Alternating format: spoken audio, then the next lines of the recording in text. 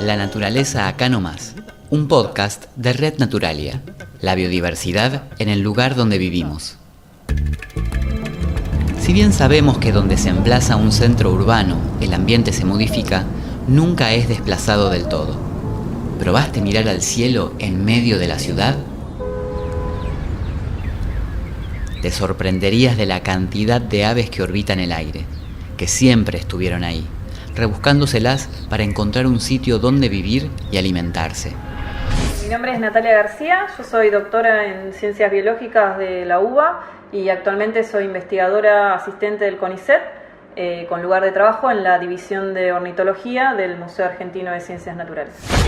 Se calcula que existen hoy alrededor de 10.000 especies de aves en el mundo, y que un 10% de las especies del mundo pueden encontrarse en nuestro país. Dentro de lo que es la ciudad de Buenos Aires, sobre todo si uno va a los espacios verdes más grandes, como la Reserva Ecológica de Costanera Sur o la del Lago Lugano, uno puede llegar a ver, quizás no en el mismo día, pero yendo en distintos momentos, hasta 300 especies de aves, lo cual sería el 30% de todo lo que hay en el país.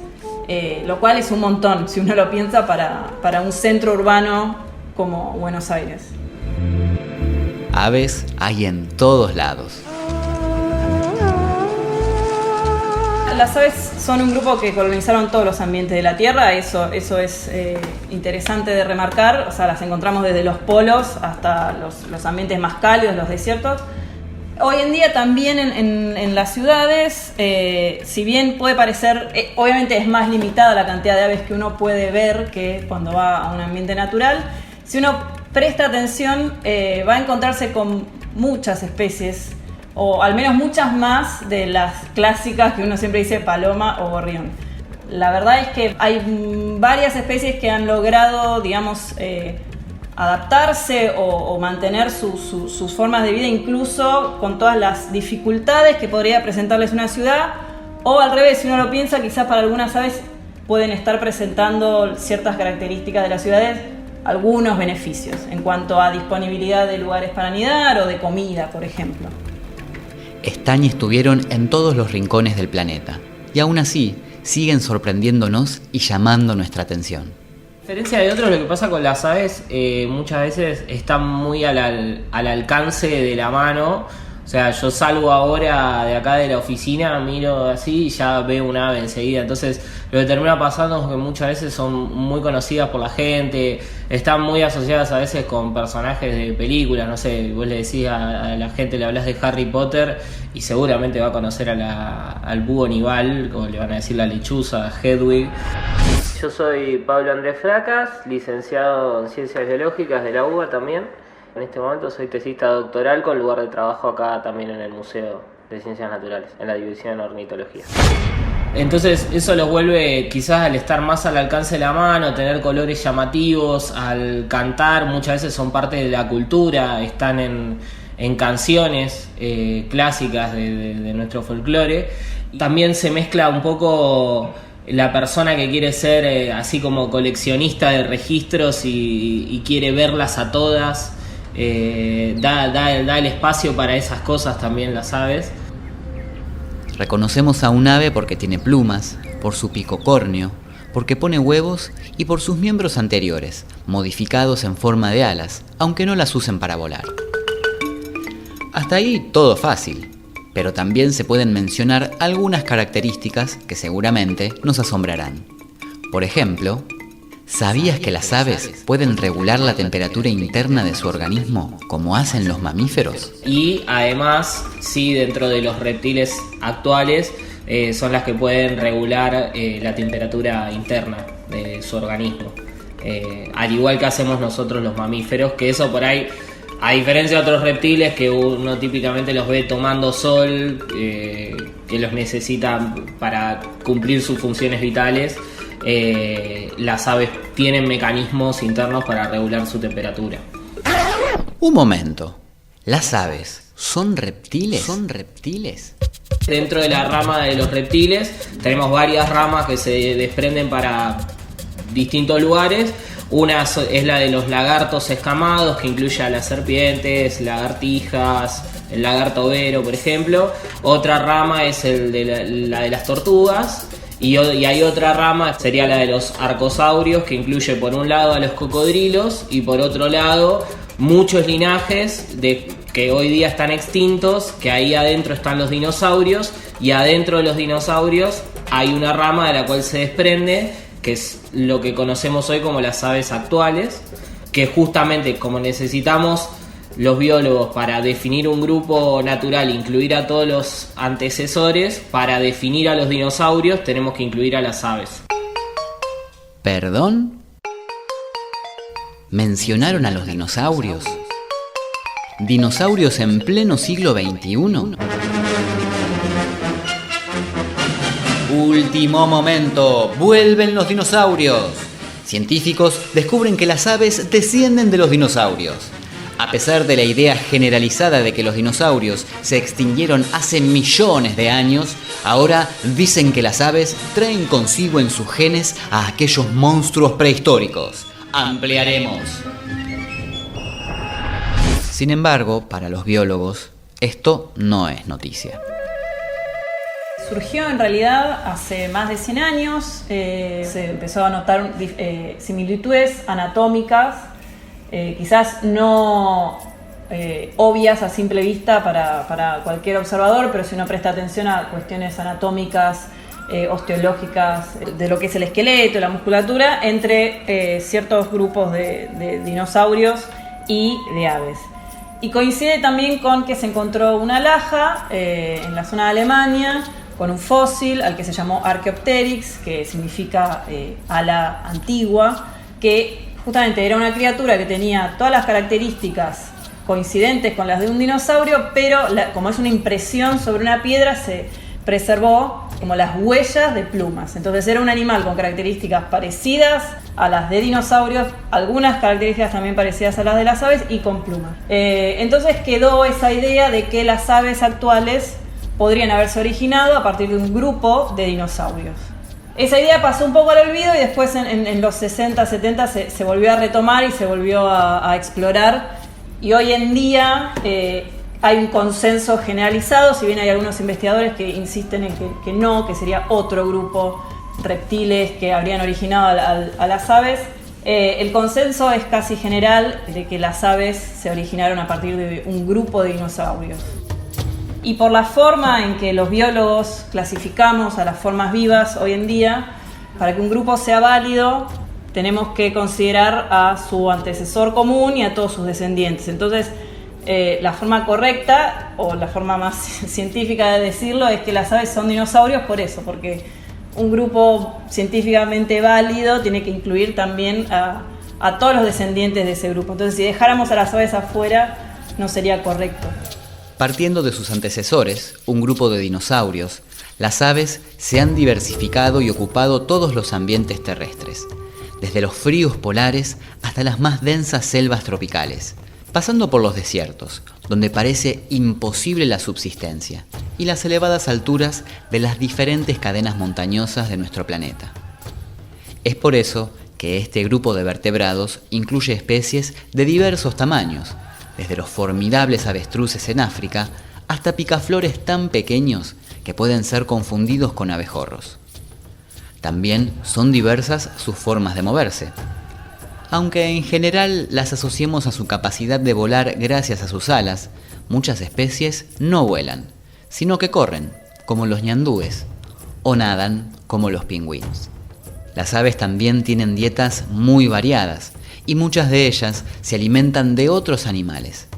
Entre estas nos solemos referir como rapaces o aves de presa a especies carnívoras, activas cazadoras que capturan otros vertebrados, principalmente mamíferos, reptiles y otras aves de menor tamaño.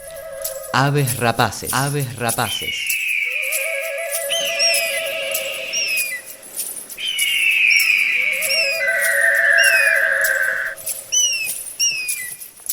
En general presentan hábitos cazadores y se alimentan de otras aves y tienen características asociadas a este hábito cazador que les van a permitir justamente llevarlo a cabo, como por ejemplo son las patas con garras afiladas que en general suelen tener 3 dedos hacia adelante y uno hacia atrás para poder agarrar a la presa y sostenerla. Después tienen, bueno, el pico ganchudo, que eso en general pasa con todas las aves que tienen pico córneo, pero particularmente el de las rapaces tiene forma de gancho.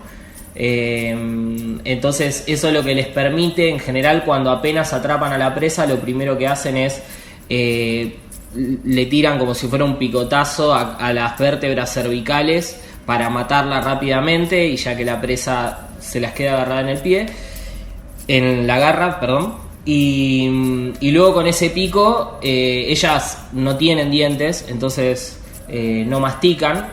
Con ese pico pueden desgarrar en trozos los distintos pedazos de la presa y comérsela.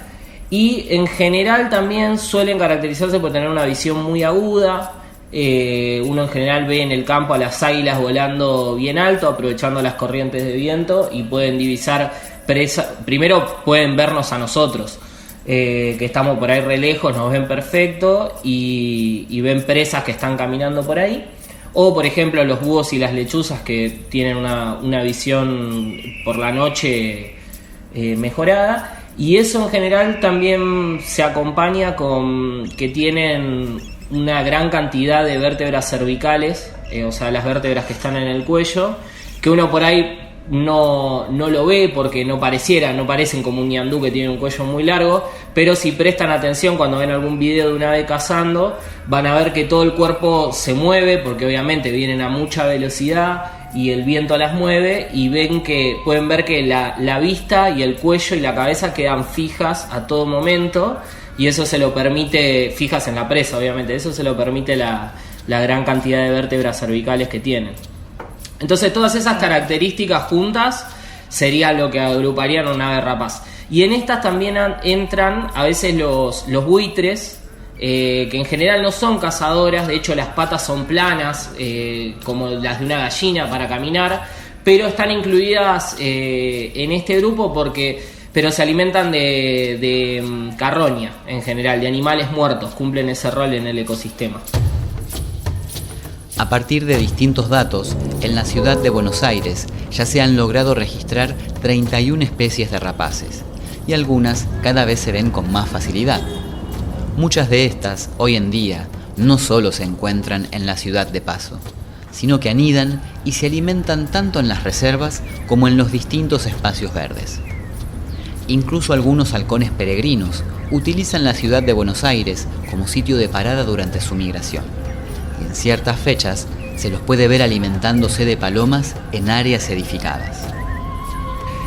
Hoy día tenemos un montón de herramientas de ciencia ciudadana. Yo con el celu puedo salir a la plaza, miro pájaros y cargo mis datos en eBird, eNaturalist, Ecoregistros, distintas plataformas que yo desde mi celular puedo llevar mi lista de aves en cualquier momento, y de esa manera este proceso seguramente lo podamos registrar a nivel números. Hoy en día lo único que tenés es la palabra de viejos observadores de aves, o que vienen mirando aves hace 30, 40 años, y te dicen: yo antes salía y la verdad que no se veían tanto, y hoy día, según los datos que están en eBird, vos si salís a mirar pájaros tenés menos chance de no ver un gavilán mixto que de verlo. O sea, es como una garantizada, ¿no? Lo mismo con los caranchos y los chimangos. Lo que pasa es que no sé por qué se corrió el mito de que cuando estuvo el gobierno de Macri, pero en la ciudad, o sea, no con la presidencia, se habían sacado esos animales de su hábitat natural y se habían traído para exterminar a las cotorras. La verdad que evidentemente el exceso de palomas y la facilidad que le brindan algunos, no sé, tener edificios donde pararse o postes de luz donde pararse, o incluso estar en un parque haciendo un asado y tirar un huesito al costado, ha favorecido la presencia de estas aves. La presencia de estos animales es un proceso natural y no solo está ocurriendo en nuestro país. Ver pasar aves rapaces en centros urbanos no es novedad. Muchos vecinos, al verlas, se toman tiempo para apreciarlas. Otros, en cambio, les temen. ¿Por qué? Muchos de los habitantes de la ciudad, ante el desconocimiento, sienten miedo de que estas aves de gran porte sean capaces de atacar a sus mascotas o incluso a seres humanos. La realidad es que los registros han mostrado que se alimentan en general de palomas, de cuises, de ranas y sapos, incluso de insectos. Por ejemplo, los halconcitos se alimentan del escarabajo torito que conocemos. La realidad es que también nuestras mascotas, como los perros o los gatos, son animales exóticos que deberían estar controlados por nosotros, no deberían estar sueltos por ahí y expuestos a que, por ejemplo, un gatito bebé esté expuesto a estar cerca de un gavilán mixto. Entonces, porque incluso si eso fuera así, los gatos también podrían generar un daño al ambiente, a las especies nativas. Entonces,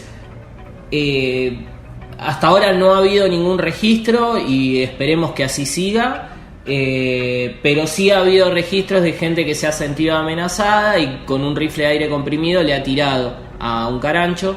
Entonces eso es lo que hay que evitar y por eso es importante que existan estos espacios de divulgación para que la gente sepa que nada, que se tiene que quedar tranquila, que nada va a pasar y que sí que estos bichos tienen un carácter que se hacen respetar. Entonces si establecen su territorio en algún lugar cercano a nosotros, posiblemente nos griten o ya si se animaran a hacer vuelos cercanos a nosotros, quizás ahí hay autoridades del gobierno a las cuales se puede recurrir, que cuentan con gente especialista que se puede encargar de trasladar ese nido a otro lado para que podamos seguir conviviendo y no generarle ningún daño al animal ni ellos a nosotros.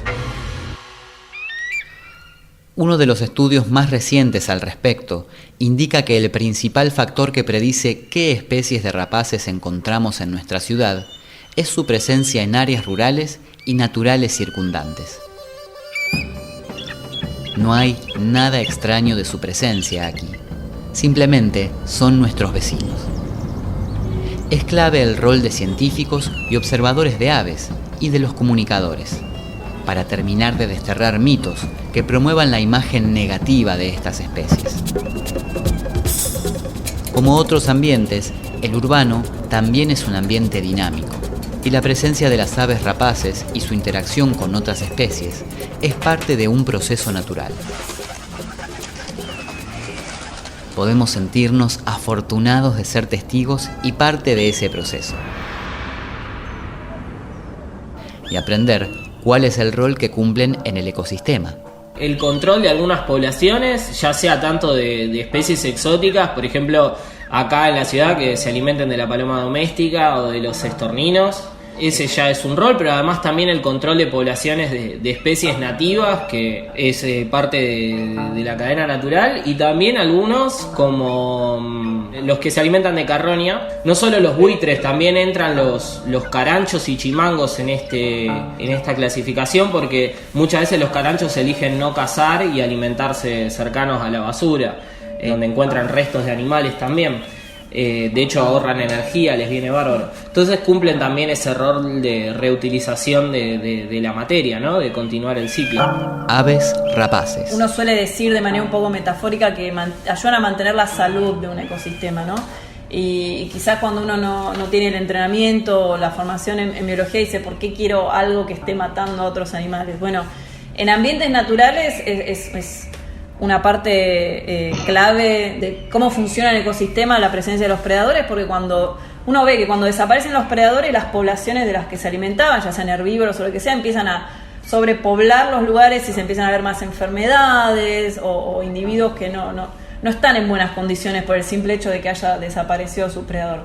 Y en un ambiente urbano eso también se traduce en una salud, en mejorar la salud literalmente, porque se van a encargar de controlar, por ejemplo, ratas, ratones, o sobrepoblación de palomas, que también cuando están en cantidades, digamos, excesivas, porque no hay nadie ningún predador que controle sus números, también da lugar a mayor aparición de zoonosis, que bueno, ya sabemos lo que puede significar para el mundo cuando eso pasa y puede saltar al ser humano. Así que yo puedo entender cuando uno no conoce que la idea de una rapaz transmita un poquito de resquemor, pero con un poquito de conocimiento y de acercarse al tema, es una alegría en realidad poder salir en una ciudad como esta y ver estos animales y saber lo que nos están ayudando desde su lugar de depredadores. La naturaleza acá nomás. Un podcast de Red Naturalia. La biodiversidad en el lugar donde vivimos.